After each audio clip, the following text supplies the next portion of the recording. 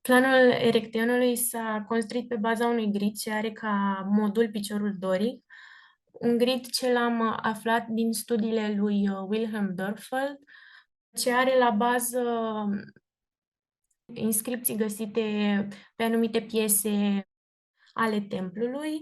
Primul punct de pornire în construirea planului a fost dreptunghiul principal, care este format din două pătrate identice și măsoară 68 de picioare dorice pe lungime, iar pe lățime 34 de picioare dorice. Acestui dreptunghi principal îi sunt adăugate porticul din sud și porticul din nord, ce sunt compuse pe baza regulii diagonalei pătratului. Porticul din sud este decalat față de grid, fiind o consecință a dorinței în încadrare exactă a măsurii, astfel porticul cariatidelor măsoară 17 picioare dorice în loc de 16 picioare dorice, iar porticul din nord este rezultat din colțul dreptunghiului principal, colț ce de asemenea este și colțul pătratului, a cărui diagonală formează dreptunghiul în care se încadrează porticul. De asemenea, blocul standard din care a fost compus templul are măsuri exacte și acelea fiind de 4 picioare dorice pe lungime, cu 2 picioare dorice pe lățime, iar pe înălțime având un picior și jumătate înălțime. Astfel, având forma generală a templului, am completat planul prin adăugarea coloanelor, ale căror dimensiuni le-am extras din studiile lui Bordenache, iar astfel în fațadele din est și din vest, intercolonamentul este de 2 diametre, iar în porticul din nord, intercolonamentul este de 3 module. În planul plafon se observă plafonul casetat și grinzi ce au fost calculate în funcție de intercolonamentul porticelor.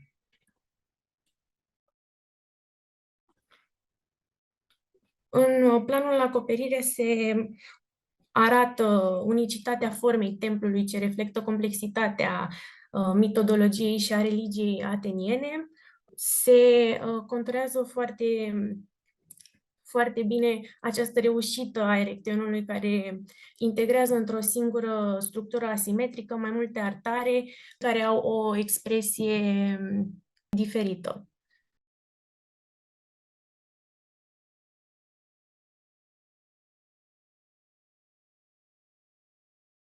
În fațade am reușit să deducem înălțimea frontonului prin următoarea formulă.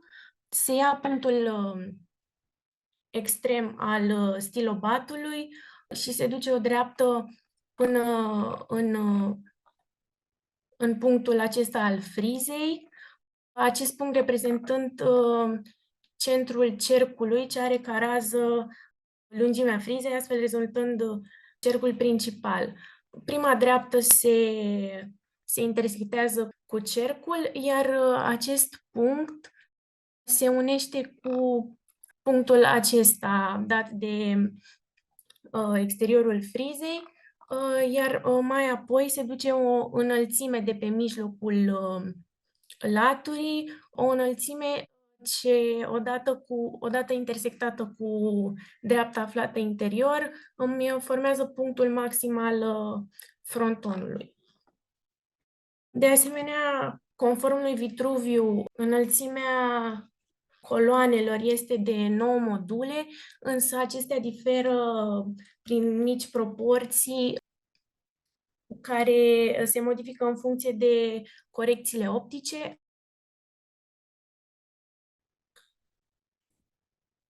Totodată în fațadă se observă această componență a pietrelor care compun zidul templului. Prima piatră ce stă la bază, având o înălțime dublă față de celelalte pietre din componența zidului.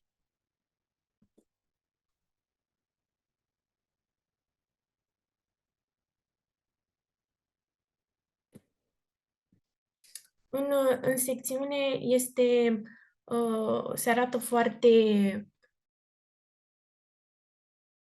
prezent această diferență de nivel, ce în plan nu este observabilă, fiind prezentă această continuitate a planului.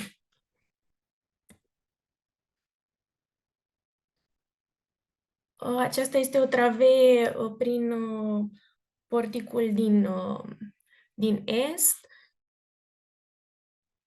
unde se arată îmbinarea pietrelor ce sunt prinse între ele prin aceste piese metalice, iar de asemenea pietrele sunt ciobite la interior pentru a nu aluneca, pentru a avea o stabilitate mai bună.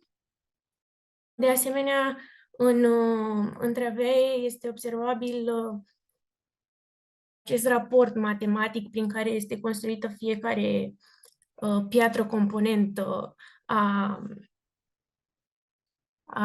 a templului.